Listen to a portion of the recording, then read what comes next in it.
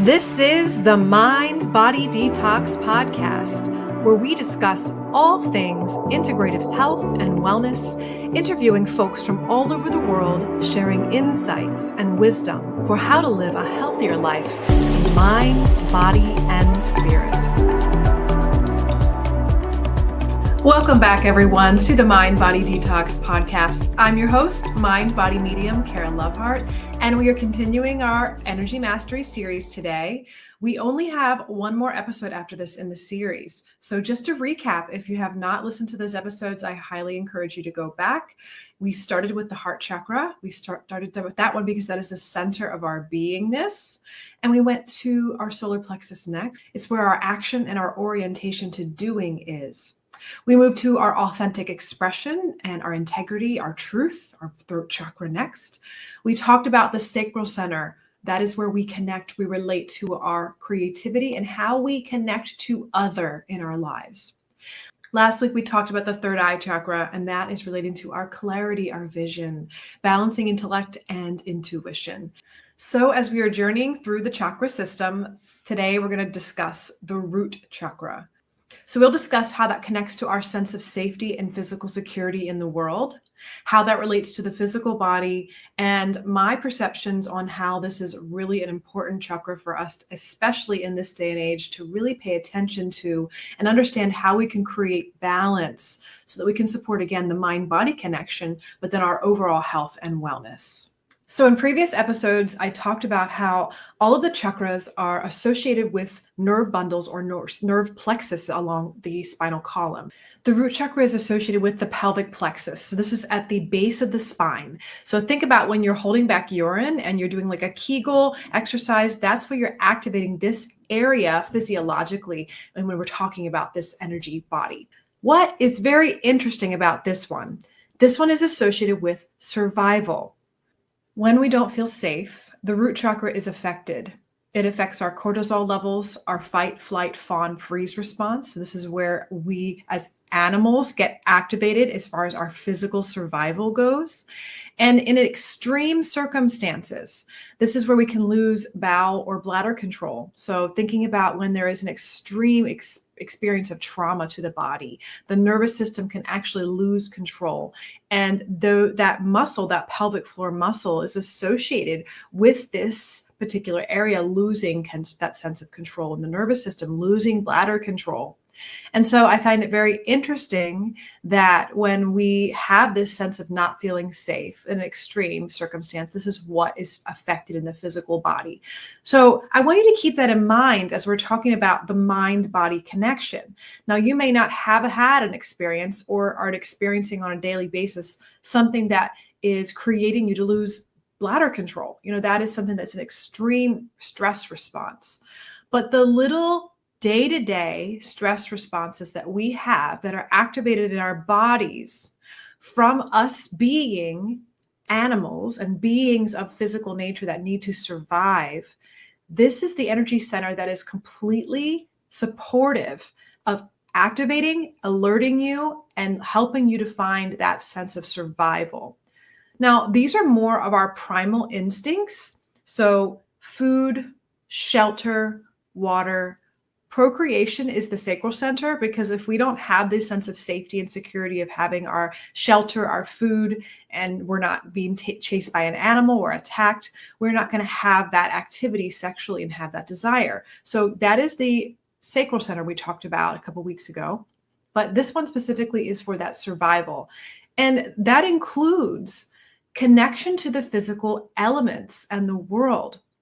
This center, I feel, is very much imbalanced for many of us as humans unless we're really supported and connected in with nature and our physical bodies.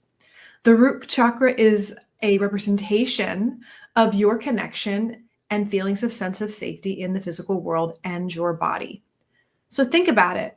How often are you paying attention to your body? Most of us get lost in our heads. Like I said in the last episode, we have more activity up and around above the body versus in, down, and grounded in, anchored into this physical nervous system that's sensing what's going on in the physical form. even just the weight of our body on the chair or on our feet, paying attention to our hands, our physical being as we're moving throughout time and space. When we're in that state of consciousness, grounded, anchored, here in the present body, not lost in our thoughts. Our thoughts can be active, we can be there, but we're fully anchored in the body. This is where we find balance, especially if you're feeling safety. This is where we see a really great awareness of your third dimensional surroundings, what's going on around you. When we're not in activated stress response, fight, flight, fawn, or freeze, this is where our nervous system is able to encode information, remember information, and recall information more quickly and efficiently. This is why when you feel rushed or you have to get going quickly and your nervous system response is up a little bit, just a little bit, this is where your brain may not be able to function correctly and you're not going to be able to remember where things are in the third dimensional world, or even memory recall at all. But this is where, like an example, when you're trying to leave your house and you have to go quickly and then you can't find your car keys. If in those circumstances, you would take a pause, take a breath, calm your nervous system down so that your physical body is feeling safe. You can slow your mind down and you can get grounded in your third dimensional surroundings. Chances are you're going to recall where those car keys were left. You're going to pay more attention to what's going on around you and in your body than what's going on in your head, your to-do list, what you're supposed to do 5 minutes from now. So a slow and steady pace is really healthy for this energy center. Building, it's full of energy and life force, but not frenetic energy. The energy is strong, resilient.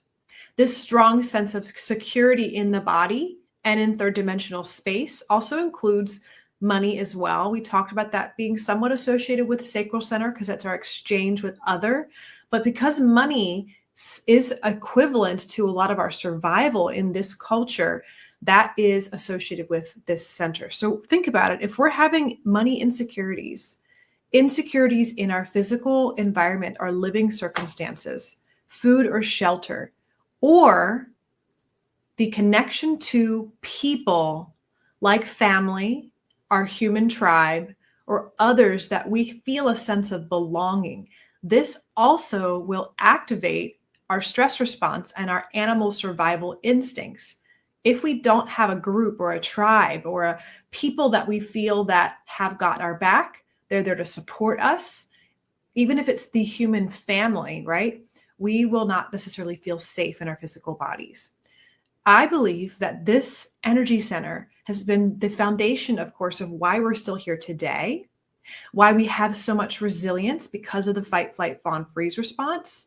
It helps us to enact or run or freeze or fawn, people please, to get people to like us so we're not kicked out of the tribe. All these responses are for our survival evolutionarily.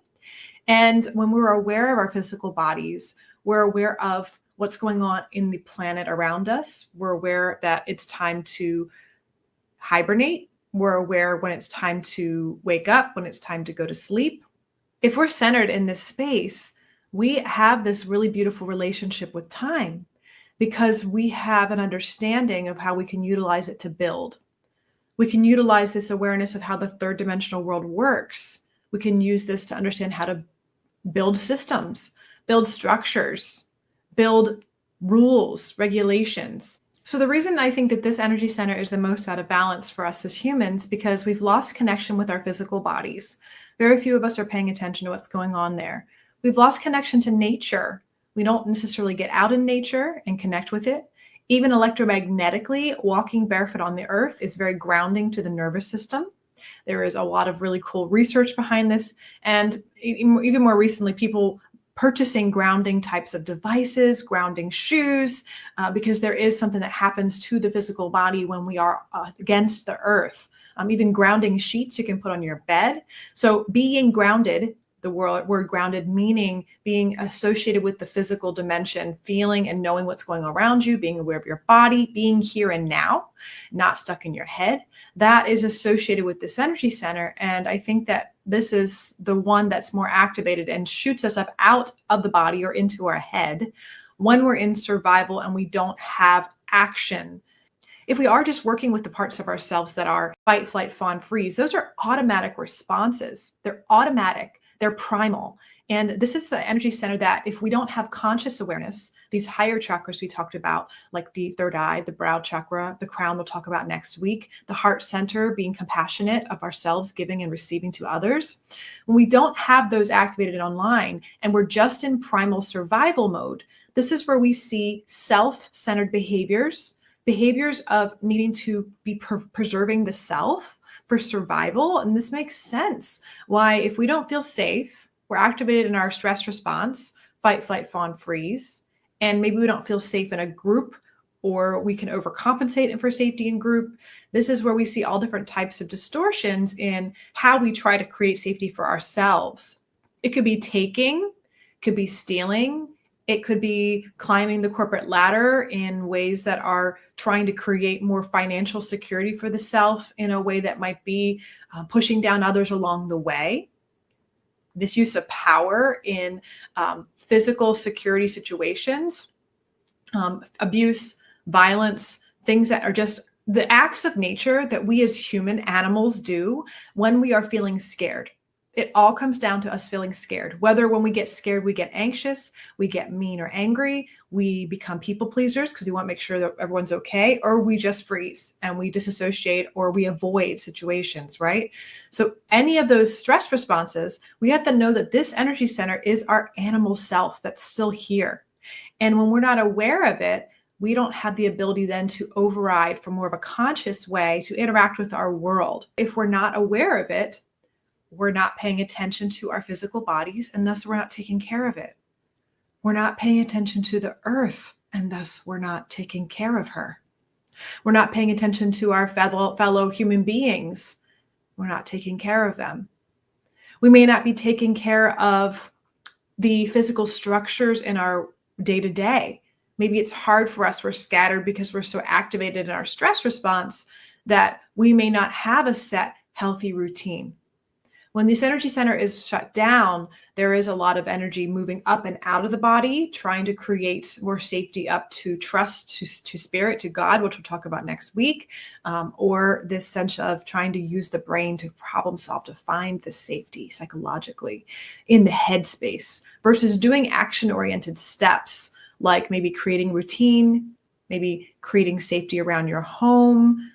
This could be structures that relate to creating more safety financially, things that you do or you don't do, and then also maybe making action steps to connect in with others, especially if you don't feel safe in a group.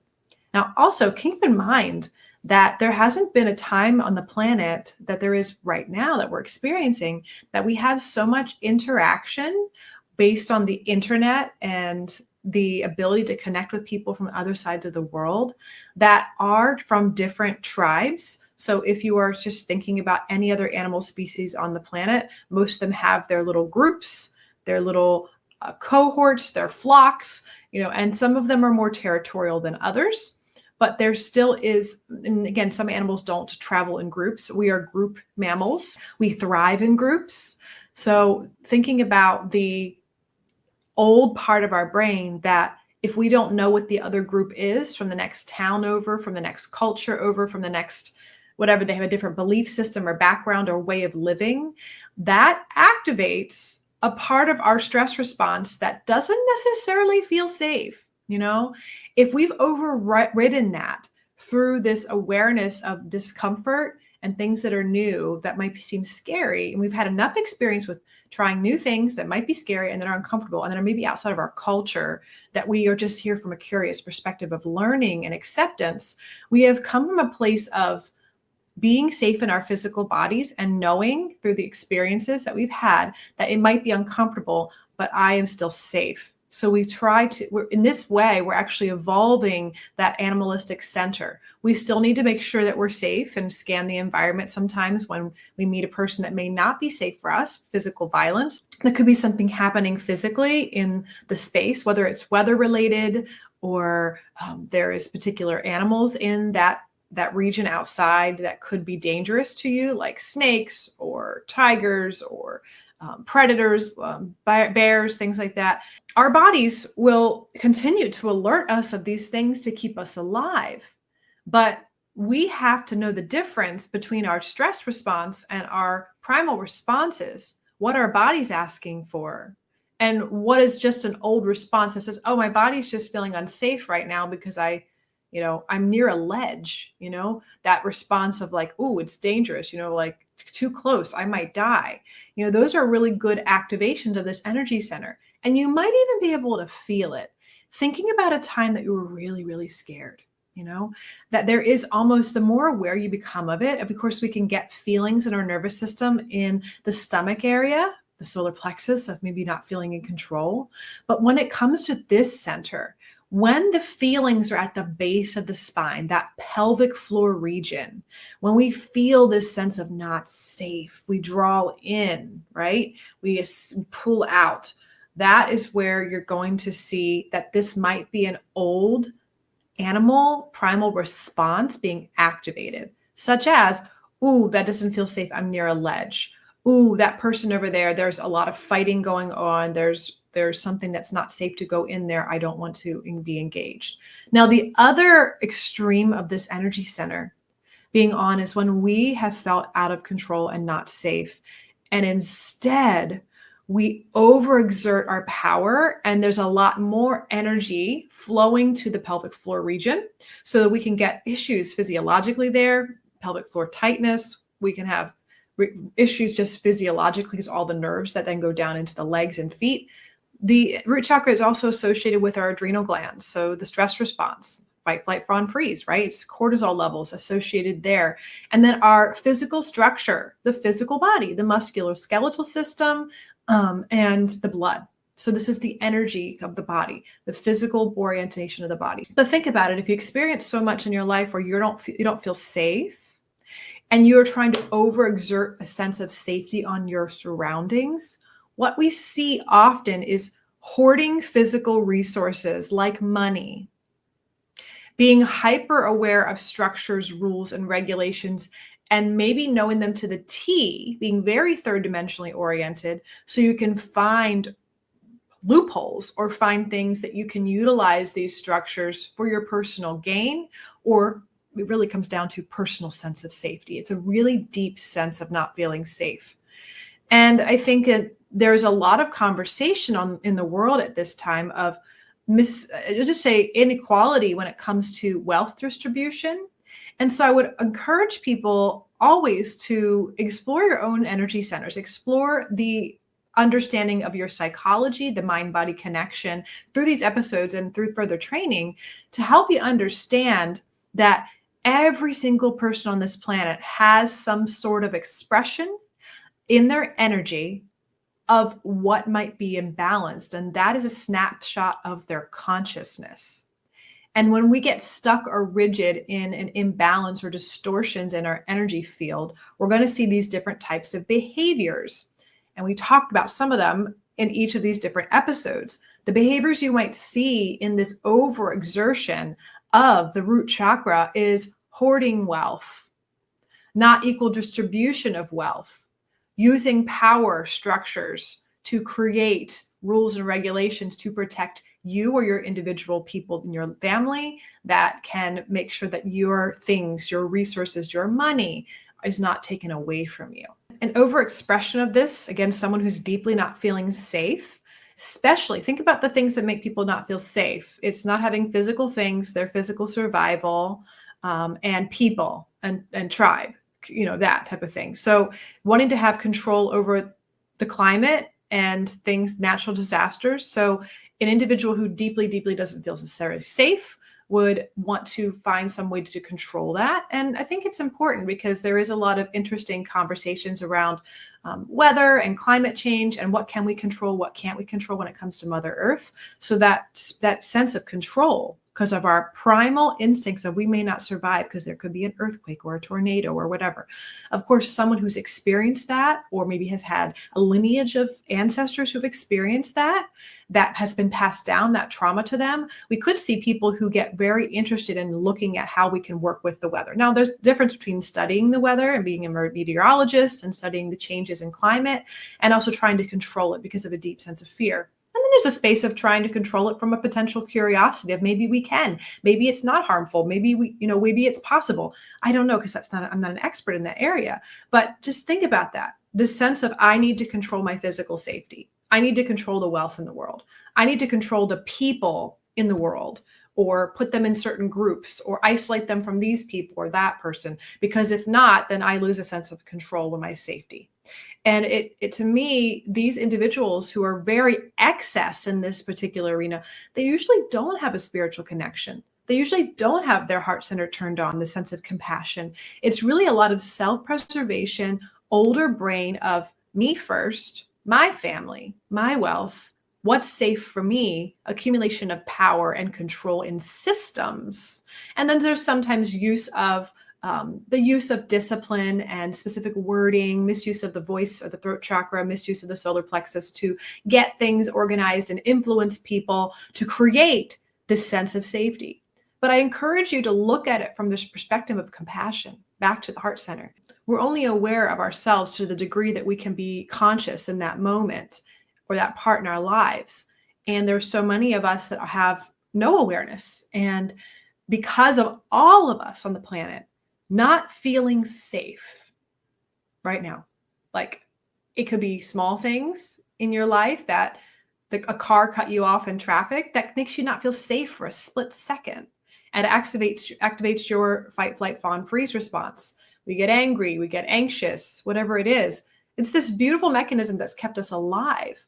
But this energy center, these characteristics continue to be operating in autopilot, default mode, without us being able to consciously override them and become aware of other ways we can find security, safety, connection to our bodies, and most importantly, to understand that when we're connected to our bodies and grounded and rooted in this physical plane, then we start to see things around us. Let's just talk about little things. When you start to heal maybe trauma patterns or disassociation patterns and get more grounded, have this ability to see things in your environment you've never seen before, this will start to show up like little things like, oh, I'm going to start cleaning my house a little differently, or decorating differently, or your third dimensional spaces start to change. You maybe create more structure or organization, or get rid of things. You don't hoard things as much. Maybe you have a lot of stuff that you had that creates a sense of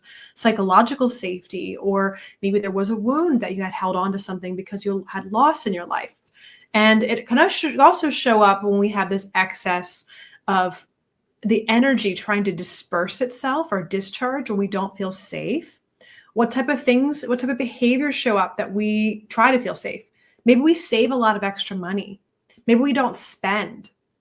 Maybe we try to get closer to people and maybe try to people please or fawn with them so we feel a sense of security from this tribe. So the best part of this energy center, the benefit of this, when you're aware of it, is that you can utilize the awareness of creating safety and security and needing to have that it's okay, that it's part of what you need to help all the other centers activate and be in more of a sense of balance. Because again, if it's turned off, shut down, we're not going to be connected to our bodies. If it's turned up too much, we're going to have this sense of trying to hyper control the physical world. And this is where we see distortions of like people trying to live forever. They don't want to die. Again, other things like hoarding properties and wealth, or separating people, maybe creating this sense of distance from fellow humanity and seeing this tribe versus this tribe, this group of people, this society versus this. It's this black and white type of war consciousness thinking that we'll move into because we're trying to create a sense of protection from the other. So when it comes to this interpersonal dynamic stuff, that's more sacral center. But when it comes to the root center, this is more us versus a large group of people that we can't necessarily relate to on an individual level. This is where we see coming together in a human space, that is the wonderful aspect of healing humanity. If we can have this awareness that we are all human family, and we can recognize that we are here to help support each other and create safety together with all the other benefits and blessings we have as innovative thinking, ideas, structures that we could create or recreate. If we can come together from that place, that solidifies a deeper sense of connecting and feeling safe. And in this day and age, when there is a large amount of polarization, rhetoric, media, belief systems, perspectives that create this polarization and separation from each other, it does create a sense in our nervous systems, we're not safe, they over there. And not that there aren't legitimate threats to different perspectives on the planet that are creating this hoarding, or I mean, even us too, like this hoarding, this not connecting to each other. We all have work to do. There's no one tribe doing it better than the other, one culture doing it better than the other.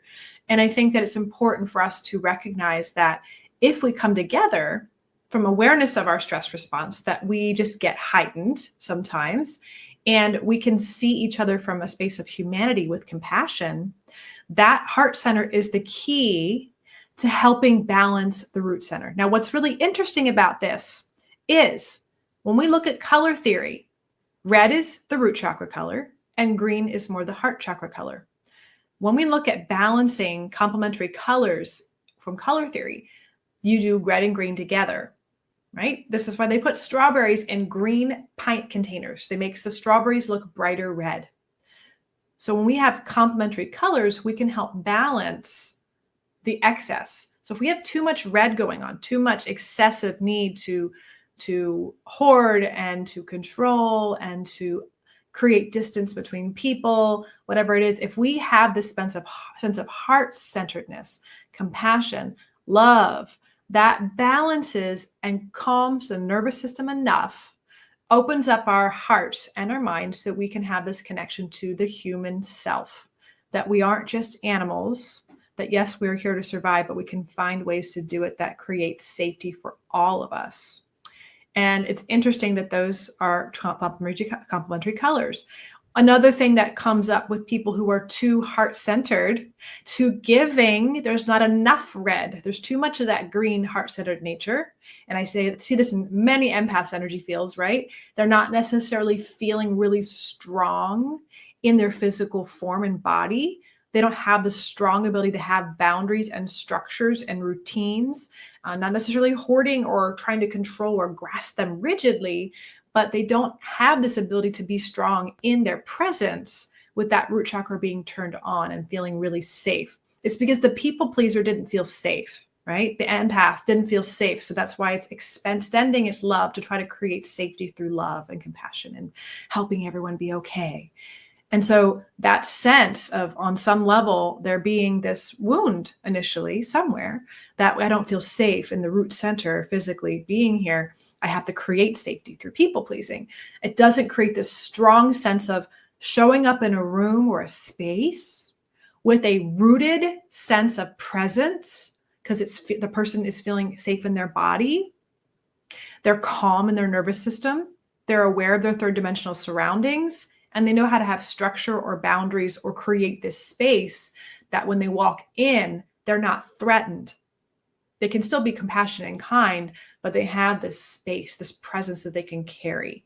And what happens in an individual like that, they have a stronger immune system. So the connection to the root chakra from a mind-body perspective, if it's overactive and or it's underactive or overactive, we can see imbalances in the immune system where we don't feel safe. Think about that.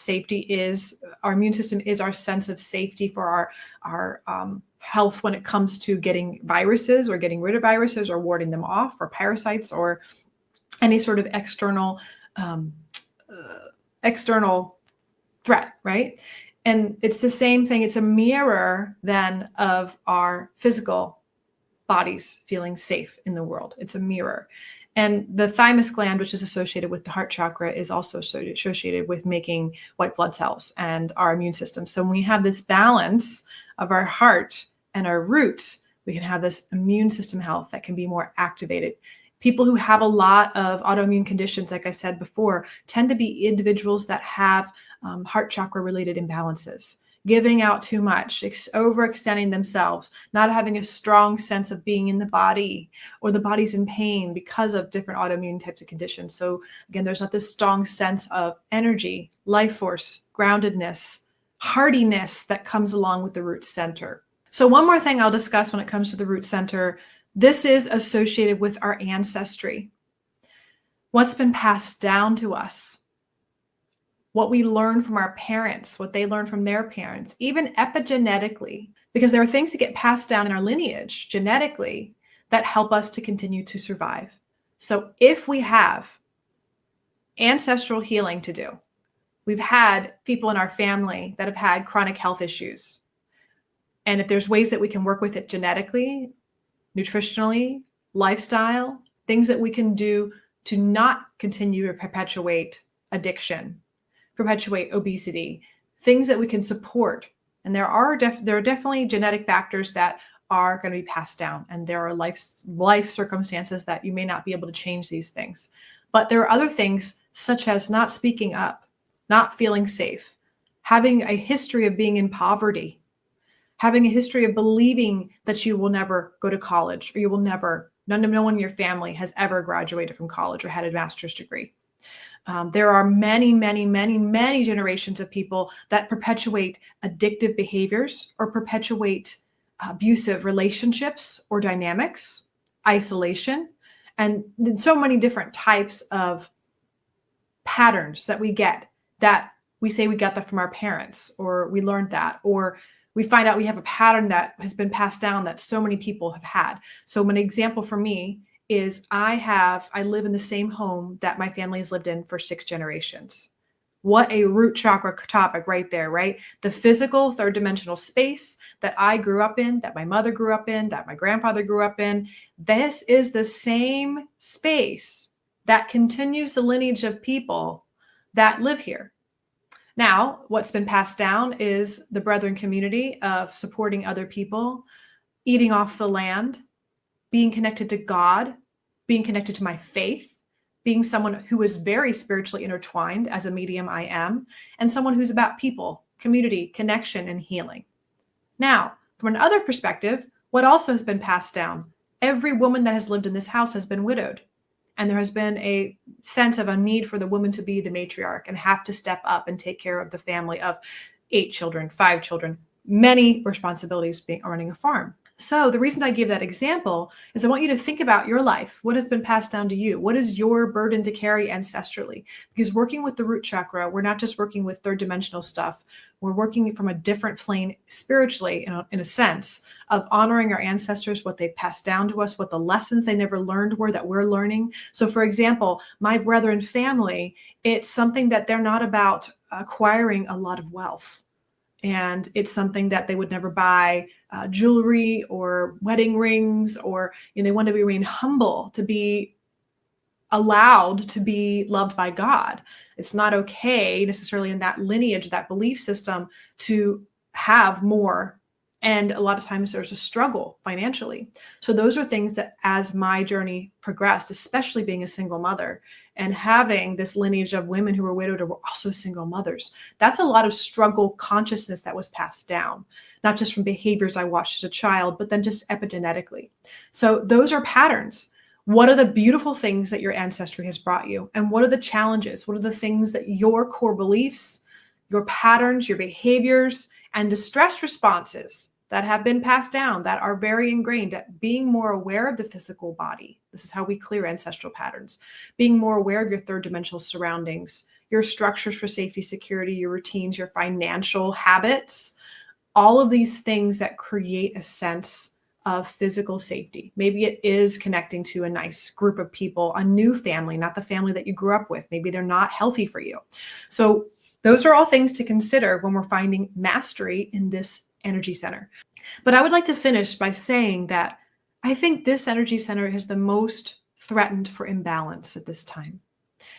I think that we are disconnected from our bodies, from each other, from the earth. And the more we start connecting into our body and being physically aware, what I find interesting in what happens in people's consciousness when they start to sense their bodies again, because trauma creates us to check out of it sometimes, or chronic pain creates us to not want to be in it because it hurts so much, right?